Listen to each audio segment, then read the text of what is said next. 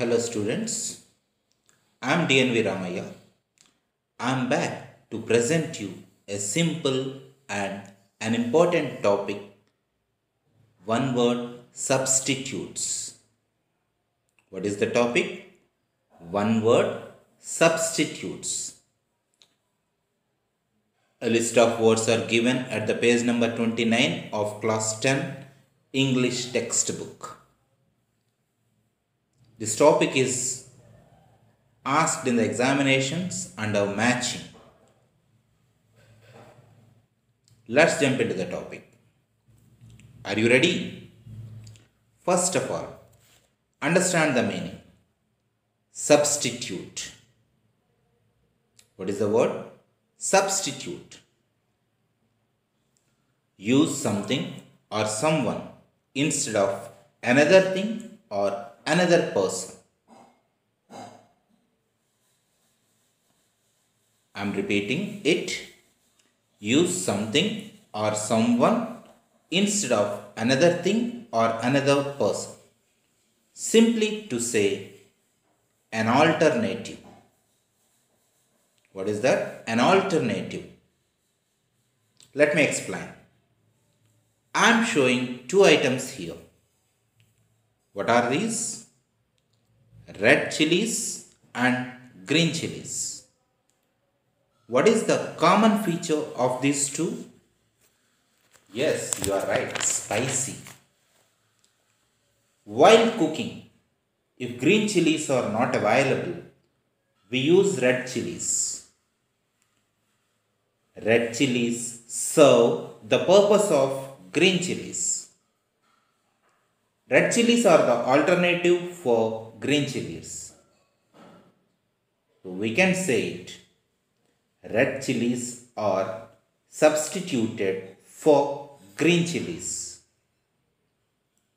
In the same manner, we use only one word in the place of two or more words.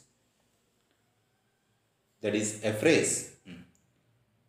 These words make the structure of a sentence clear and short. Okay, I'll give you an example. Read the sentence here. He drives me in a vehicle around the town. Observe the underlined part here. Drives me in a vehicle. This phrase has got 4 words almost. This phrase, drives me in a vehicle, can be written as chauffeurs. So understand it in a sentence. He chauffeurs me around the town. The word chauffeur includes driving a vehicle. So, drives me in a vehicle can be replaced with chauffeur. So, chauffeur is the one word substitute for drives me in a vehicle. I think you have got the meaning of one word substitutes. We have many words here. Okay, let me introduce you a word. Here is a picture for you. Who is he? An old man, or we can call a senior citizen. What is he doing? Yes, he is celebrating his birthday. How old is he? Look at the number on the cake. 100. Yes, cent. A cent. So he is 100 years old. So a person who is above 100 years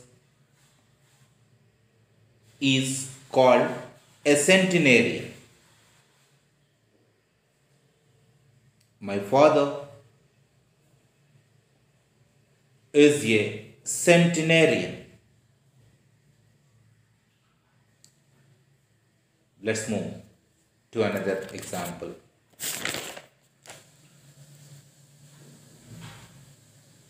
Now, answer my question. Where can you find God? We may think in temples, churches, or mosques. Okay, you are right. But God is present everywhere. God is present everywhere, not only in churches, mosques, and temples. Here, the person who is present everywhere is called omnipresent. What is the word? Omnipresent. One who is present everywhere is called omnipresent. Let's move on to another word. What can you see in this picture? What are they doing? Yes, a man is running away with the stolen money. Another is grabbing the bag. Another man is snatching a chain. And a man is shooting, trying to shoot somebody, trying to kill somebody. So, all these are illegal activities against to morals, but they do all these activities for money. Such people are called mercenaries. So, for the phrase person who can do anything for money beyond ethics is called mercenary. Instead of writing person who can do anything for money, we can use a simple word mercenary. Let's move on to another word. Identify the epic character here. Sri Rama and Sita. Sita is the only wife to Rama. So, he is regarded to be Ekapatni Vrata, means having a single wife.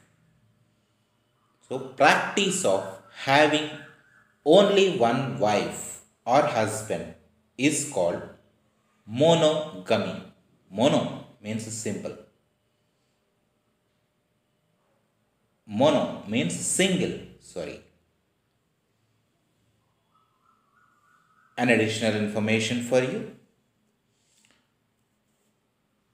Observe the picture here. Lord Venkateswara. You can see his two wives either sides of his, Sri Devi and Bhudevi. So, Venkateswara has two wives. Practice of having more than two wives or husbands is called BIGAMY.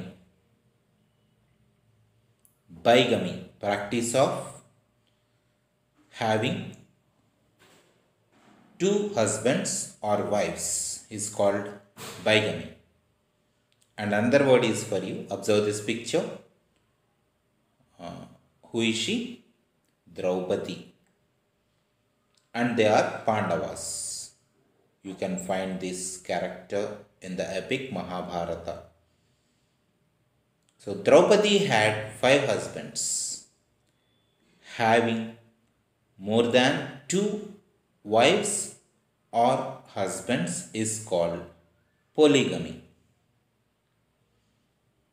Okay, I think it is clear to you. Let's move on to another picture. Who is he?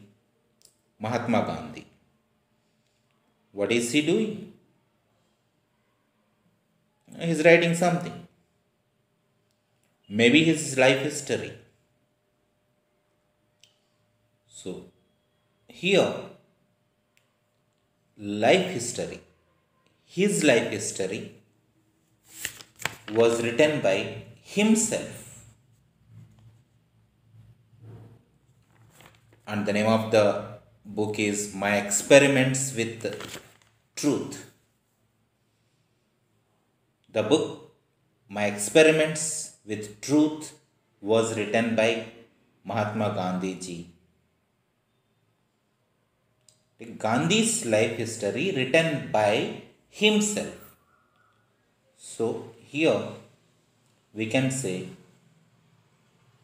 the book My Experiments with Truth is an autobiography. Life history belongs to Gandhiji and the writer is Gandhiji himself. So a life history written by oneself is called an autobiography. Let's move on. I am presenting you another word here. Can you identify the woman over here? Yes, Srimati Lakshmi Parvati. Can you identify the person over here? Yes, Sri Nandamuri Tarak Ramarao. Srimati Lakshmi Parvati wrote the life history of Nandamuri Tarak Ramarao. Its name is Telugu Tejam. Here, life history belongs to Sri N.T. Ramarao and the writer of the life history is Srimati Lakshmi Parvati. So, here Telugu Tejam is the biography of Sri Nandamuri Tarak Ramarao, who was the former Chief Minister of our Andhra Pradesh. So here, life history belongs to Sri Nandamuri Tarak Ramarao and the writer is Lakshmi Parvati. Both are different. So we can say a life history of a person written by somebody else is a biography. Let's move on to another word. What are the men doing in the picture? Yes, they are worshipping God or they are praying to God. Do they believe in God? Yes, obviously, they believe in God. A person who believes in God is theist. What is the word? Theist. Instead of writing a person who believes in God, we can write simply a single word, theist. Here is an additional information for you. A person who does not believe in God is an atheist. An atheist. Atheists do not believe in God.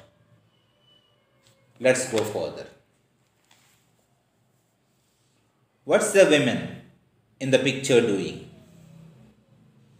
Yes, trying to buy some gold ornaments. How much money has she to spend? A lot of money. Is it necessary to spend a lot of money for jewels? No. But some people spend money lavishly for the sake of luxuries. They spend money irresponsibly. So, such people are called spendthrifts. So, a person who spends money Too much is called a spendthrift. Instead of writing a long phrase, we can simply write spendthrift. My friend is a spendthrift. I think you have got the point. Let me give you another word here.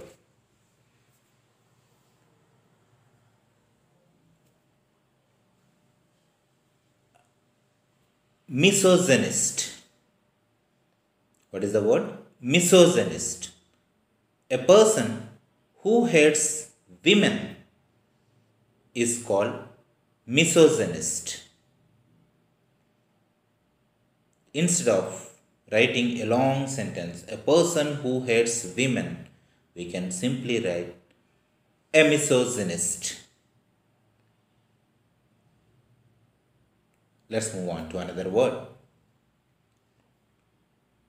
Observe the picture here. Who is he? Sri P.V. Narasimha Rao. He was the former Prime Minister of our India. What was the speciality with him? He knew 18 languages. He knew 18 languages. So, person who knows and uses several languages is called a polyglot.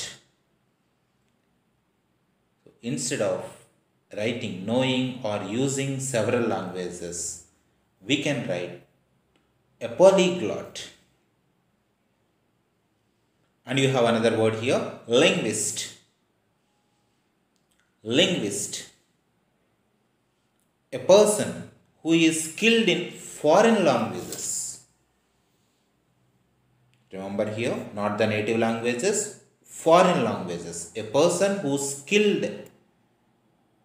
in foreign languages is called a linguist. Let's move on. Observe the picture here. What is the woman doing? She is working on the computer. She is having tea or coffee. And she is taking care of her baby. She is doing all the actions at a time. And observe another picture. What's the man doing? He is juggling the balls. And he is standing on an elephant. So, he is keeping his balance and he is juggling balls. He is also doing many tasks at a time. So, a person who can perform many actions at a time is called a versatile. So, in the place of a person who can do many tasks at a time, we can write the word versatile. And here is another word, teetotaler. Teetotaler. So, here, a person who never drinks alcohol is called as teetotaler. And you have another sentence word here, ambiguous. What is the word? Ambiguous. So read this sentence here. I saw bats. So here, bats is a creature and also a plaything. So if we see I saw bats, the listener will get a little bit confusion. It is unclear to the listener unless we mention the context. Bats. What is this? Is it a creature or a plaything? The listener gets confusion. So, such sentences are called as ambiguous sentences. Okay? A sentence whose meaning is unclear is called as an ambiguous sentence. So, in the place of writing a sentence whose meaning is unclear, we can replace the phrase with simple word ambiguous. So,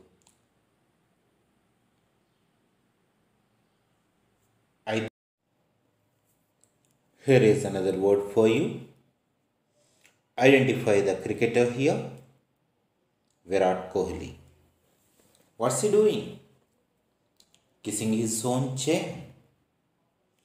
Kissing one's chain or rings, or wearing rings over fingers depict a person's belief in fate.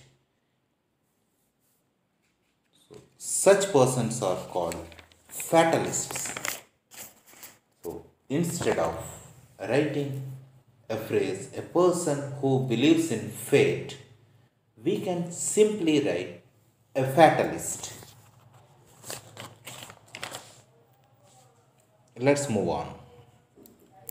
I am presenting you another word, literate. Observe the boy.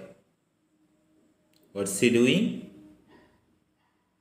The boy is reading and writing.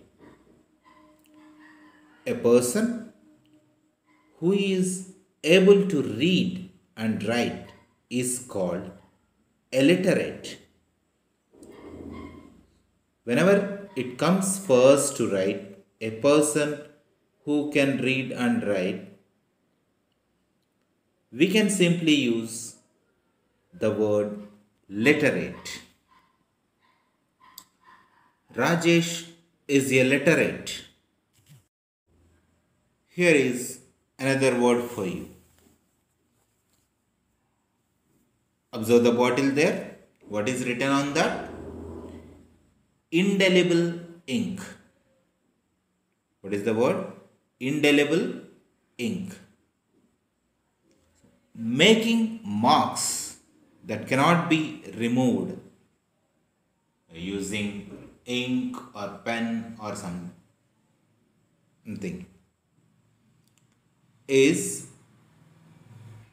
an indelible mark. Indelible. It means making marks that cannot be removed.